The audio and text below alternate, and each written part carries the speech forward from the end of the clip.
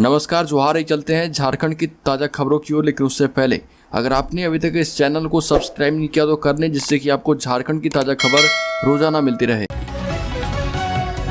पहली और बड़ी खबर, गढ़वा में 13 करोड़ की लागत से बनेगा महिला कॉलेज, सरकार ने दे दी है मंजूरी। गढ़वा की बेटियां अब अपने ही जिले में उच्च शिक्षा ग्रहण कर पाएंगी। जिला मुख्यालय के सेनपुरवा में 13 करोड़ 62 लाख रुपए की लागत से महिला महाविद्यालय बनेगा। झारखंड सरकार ने इसकी प्रशासनिक स्वीकृति प्रदान कर दी है। यह गढ़वा के लिए बहुत बड़ी उपलब्धि है। अब तक गढ़वा जिले में एक भी महाविद्यालय नहीं था। इसकी जानकारी देते हुए स्थानीय विधायक एवं मंत्री मिथिलेश ठाकुर ने बताया कि अब गढ़वा में भी एक सर्व सुविधा संपन्न महिला कॉलेज खुलेगा। यहाँ की बेटियां भी गुणवत्तापूर्ण उच्च एवं उच्चतर शिक्षा अपने जिले में ही प्राप्त कर पाएंगी। अगली खबर, झारखंड में कम्युनिटी हेल्थ ऑफिसर के 250 से अधिक वैकेंसी निकली है। आपको बता दें कि झारखंड में सरकारी नौकरी का शानदार मौका है। नेशनल आयुष मिशन झारखंड ने Ayush community health officer CHO की भर्ती निकाली है। झारखंड में आयुष कम्युनिटी हेल्थ ऑफिसर की कुल 251 वैकेंसी है। इस भर्ती के लिए आधिकारिक वेबसाइट recruitment.jharkhand.government.in पर जाकर आप संपूर्ण जानकारी प्राप्त कर सकते हैं। अगली खबर, झारखंड में आज से 20 जून तक हर रोज होगी बारिश, वज्रपात और तेज हवा का भी अलर्ट किया गया है जारी। झारखंड में मानसून का एंट्री बस होने वाला है। प्री मानसून गतिविधियों में तेजी के साथ झारखंड के अधिकांश इलाकों में अब बारिश होने लगी है। 17 या 18 जून तक मानसून झारखंड में प्रवेश कर गया है। रांची मौसम केंद्र के मुताबिक झारखंड के अधिकांश जिलों में 20 जून तक झमाझम बारिश का पूर्वानुमान है। मौसम विभाग के अनुसार झारखंड के उत्तर पूर्वी, उत्तर पश्चिम, मध्य और दक्षिणी भागों में 17 से 20 जून तक हल्के से मध्यम दर्जे की बारिश के आसार हैं। गिरिडीह, धनबाद, देवघर, जामताड़ा, दुमका, गोड्डा, पाकुड़, साहिबगंज में अगले सोमवार तक बारिश का पूर्वानुमान दिया गया है। अगली खबर, शिबू सोरेन के नेतृत्व में समन्वय समिति की पहली बैठक होगी। जुटेंगे झारखंड मुक्ति मोर्चा, RJD और कांग्रेस के नेता। झारखंड में गठबंधन की सरकार चल रही है। इसमें 3 पार्टियां शामिल है। गठबंधन की सरकार बेहतर तरीके से चल सके, इसको लेकर समन्वय समिति गठन किया गया है। समन्वय समिति की पहली बैठक 17 जून को हो रही है। राज्य समन्वय समिति की पहली बैठक में राष्ट्रीय जनता दल, कांग्रेस और झारखंड मुक्ति मोर्चा के सभी सदस्यगण शामिल होंगे। समिति की पहली बैठक में तीनों दलों के चुनावी घोषणा पत्र पर आधारित न्यूनतम साझा कार्यक्रम, राज्य में खाली बोर्ड निगम के पदों को भरने और 20 सूत्री 15 सूत्री के गठन आदि विषयों पर चर्चा होगी। अगली खबर, झारखंड के सरकारी स्कूलों के बच्चों का नहीं खुला बैंक खाता, पोशाक के 84 करोड़ रुपए लौट गए। विद्यार्थियों का बैंक खाता नहीं होने के कारण वित्तीय वर्ष 2021-2022 में पोशाक के लिए दिए गए 84 करोड़ रुपए वापस लौट गए। अगली खबर, झारखंड के देवघर एम्स में 200 बेड के अस्पताल का होगा उद्घाटन। श्रावणी मेला से पहले 12 जुलाई को प्रधानमंत्री नरेंद्र मोदी अपने संभावित देवघर आगमन के दौरान देवघर एम्स में 200 बेड के अस्पताल के साथ ऑपरेशन थिएटर का भी उद्घाटन कर सकते हैं। स्वास्थ्य एवं परिवार मंत्रालय ने देवघर एम्स प्रबंधन समेत राष्ट्रीय भवन निर्माण निगम से अस्पताल भवन की पूरी रिपोर्ट मांगी है। वहीं स्वास्थ्य मंत्रालय ने उद्घाटन को लेकर तैयारी पूरी कर ली है। स्वास्थ्य मंत्रालय के एक अधिकारी ने बताया कि एम्स के निदेशक डॉक्टर सौरभ बार्सने से वीडियो कॉन्फ्रेंसिंग कर पूरी वास्तु स्थिति की जानकारी ली गई। अगली खबर, झारखंड में आर्मी की तैयारी कर रहे युवाओं का फूटा गुस्सा, बोकारो में रेल रोकने की कोशिश की गई, धनबाद में जलाए गए टायर। आर्मी की तैयारी कर रहे बोकारो के युवाओं का गुस्सा सुबह फूट पड़ा। सुबह करीब 8:30 बजे जिले के विभिन्न हिस्से में तैयारी कर रहे युवा बोकारो रेलवे स्टेशन के समीप पहुंच गए, जिसके बाद प्रदर्शन करते हुए युवाओं की भीड़ उग्र हो गई और रेलवे पटरी के समीप पहुंचकर रेल रोकने का प्रयास किया गया। तभी GRP के तैनात जवानों ने उन्हें पटरी के समीप रोक लिया, जिसके बाद आक्रोशित युवाओं ने जबरन रेलवे पटरी पर जाने की कोशिश की। स्थिति की गंभीरता को देखते हुए रेल पुलिस ने तत्काल युवाओं पर लाठियां बरसाई। इसके बाद युवा रेलवे स्टेशन के इधर उधर भागते नजर आए। फिलहाल स्थिति सामान्य है।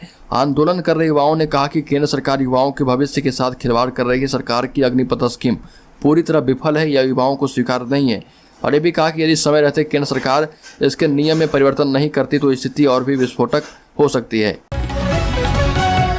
अगली खबर, अप्रिय स्थिति से निपटने के लिए राज्य में अलर्ट है। रांची के 6 थाना क्षेत्र में धारा 144 लागू कर दी गई है। राज्य में जुमे की नमाज के बाद हिंसक घटना की आशंका को देखते हुए पुलिस मुख्यालय ने रांची, जमशेदपुर, धनबाद सहित सभी जिलों के SP को अलर्ट कर दिया है। पुलिस मुख्यालय के द्वारा सभी जिलों के SP को बताया गया कि रांची के मेन रोड में जुमे की नमाज के बाद 10 जून को प्रदर्शन के दौरान पत्थरबाजी व आगजनी की घटना हुई थी। इस कारण विधि व्यवस्था की समस्या उत्पन्न हो गई थी। साथ ही कहा गया कि 17 जून को जुमे की नमाज के बाद असामाजिक तत्व विभिन्न जिलों में अप्रिय घटना को अंजाम दे सकते हैं। जिले के संवेदनशील स्थान पर स्थित धार्मिक स्थलों की सुरक्षा बढ़ाई जाए। अगली खबर, रांची हिंसा में एनआईए की एंट्री से झारखंड में उठ सकता है आंधी तूफान। झारखंड हाईकोर्ट के chief justice doctor Ravi Ranjan एवं जस्टिस एसएन प्रसाद की अदालत में रांची में हुई हिंसा की एनआईए से जांच कराने की मांग वाली याचिका पर जल्द सुनवाई के लिए मेंशन किया गया है। अदालत ने प्रार्थी के आग्रह को स्वीकार करते हुए मामलों की अगली सुनवाई के लिए 17 जून की तिथि निर्धारित की है। सुनवाई शुरू होते ही प्रार्थी के अधिवक्ता राजीव कुमार ने अदालत से इस याचिका पर जल्द सुनवाई का आग्रह किया है, जिस पर अदालत ने मामले को सूचीबद्ध करने का निर्देश दिया है। झारखंड उच्च न्यायालय में रांची हिंसा की जांच के लिए एनआईए को बुलाने की मांग की जा रही है। अगली खबर, रांची में संवेदनशील जगहों पर लगाया गया कैमरा, अलर्ट मोड पर पुलिस प्रशासन। रांची पुलिस ने रांची शहर के 75 संवेदनशील जगहों पर कैमरा लगा दिया है। पुलिसकर्मी कंट्रोल रूम में बैठकर इन कैमरों की मदद से लोगों पर नजर रख रहे। इसके अलावा जितने चौक चौराहों पर कैमरा लगा हुआ है उससे भी लोगों की गतिविधियों पर नजर रखी जाएगी। सिटी कंट्रोल रूम में पुलिसकर्मियों को तैनात किया गया है। पुलिसकर्मियों को आदेश दिया गया है कि शहर में कैमरों की मदद से 24 घंटे नजर रखा जाए। किसी इलाके में किसी संदिग्ध को देखते ही लोगर थाना की पुलिस को सूचना दी जाए।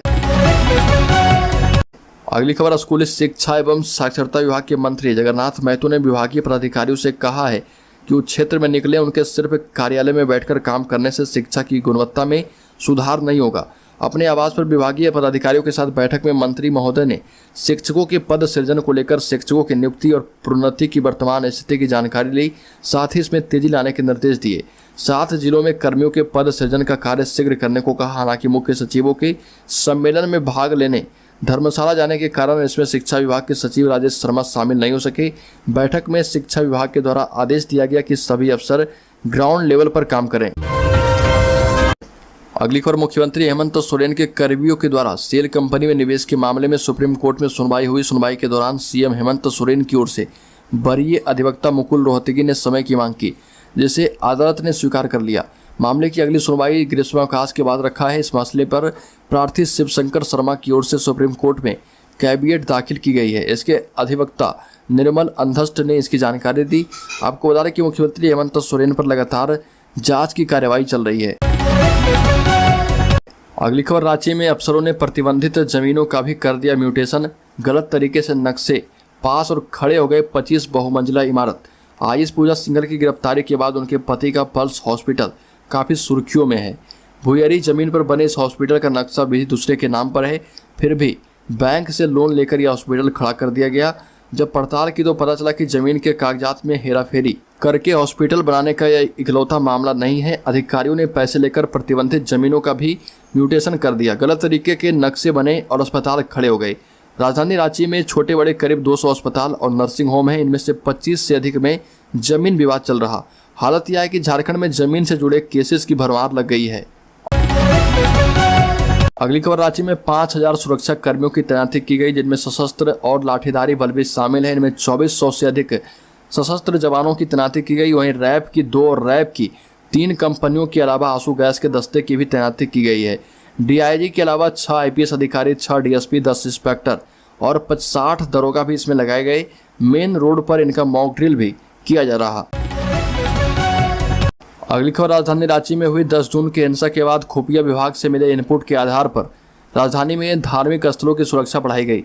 जिला प्रशासन को खुफिया विभाग से इनपुट मिला है, जिनमें आने वाले शुक्रवार को जुलूस निकालने की तैयारी थी और यह जुलूस भी जुमे की नमाज के बाद निकाली जा सकती थी। ऐसी रिपोर्ट जिला प्रशासन को मिली है, जिसके बाद शहर के अलग अलग इलाकों में बने धार्मिक स्थलों की सुरक्षा कड़ी की गई। धार्मिक स्थलों के आसपास कई जगह बैरिकेडिंग कर दी गई है, जिससे आवागमन प्रभावित हो रहा है। इसके अलावा पुलिस बल की भी बड़ी संख्या में रांची में तैनाती है। अगली खबर, ईडी के द्वारा राहुल गांधी से पूछताछ किए जाने के विरोध में झारखंड प्रदेश कांग्रेस कमेटी ने भी सड़क पर मार्च निकाला। राजधानी रांची में मोहराबादी से शुरू हुए इस मार्च से पार्टी के प्रमुख नेता नजर रहे। इनमें राज्य सरकार के मंत्री उमेश्वर रामेश्वर उरांव और बन्ना गुप्ता समेत 3 राज्यों के प्रभारी अजय कुमार के नाम शामिल हैं। अगली खबर, झारखंड में चल रहे सियासी संकट के बीच पूर्व मुख्यमंत्री रघुवर दास ने फिर से राज्यपाल रमेश बैस से मुलाकात की। रघुवर दास ने बताया कि झारखंड में पत्थलगड़ी समर्थक फिर से सक्रिय हो रहे। पूर्व मुख्यमंत्री रघुवर दास ने राज्यपाल रमेश बैस से मुलाकात कर राज्य में अचानक बड़ी राष्ट्र विरोधी और अलगाववादी ताकतों के खिलाफ कार्रवाई की मांग की और कहा कि जब से स्वार्थी तत्वों के जमघट से झारखंड में गठबंधन की सरकार बनी है तब से राज्य अशांत हो गया। सरकार बनते ही राष्ट्र विरोधी शक्तियों के दबाव में हेमंत सरकार ने पत्थलगड़ी मामले पर केस वापस लिए, जिसके परिणाम स्वरूप इसका विरोध कर रहे 7 आदिवासियों का नरसंहार हुआ। उस समय मुख्यमंत्री हेमंत सोरेन ने कहा था कि मरने वाले भी मेरे ही हैं और मारने वाले भी मेरे हैं, और इससे राष्ट्र विरोधी शक्तियों का मनोबल और भी बढ़ गया। अगली खबर, झारखंड के मुख्यमंत्री हेमंत सोरेन और उनके भाई बसंत सोरेन के करीबियों के सेल कंपनियों में निवेश करने के खिलाफ दाखिल याचिका की वैधता। सभी पक्षों की ओर से बहस पूरी होने के बाद झारखंड हाईकोर्ट ने अपना फैसला सुरक्षित रख लिया है। Chief justice doctor Ravi Ranjan एवं जस्टिस SN प्रसाद की खंडपीठ ने 3 जून को फैसला सुनाने का वक्त दिया है। करीब 4 घंटे चली सुनवाई के दौरान राज्य सरकार, CM हेमंत सोरेन, ED और प्रार्थी शिवशंकर शर्मा की ओर से पक्ष रखा गया। इसके बाद अदालत ने फैसला सुरक्षित रख लिया है। अदालत ने स्पष्ट तौर पर कहा कि अदालत में सिर्फ सेल कंपनियों से संबंधित मामले की सुनवाई कर रही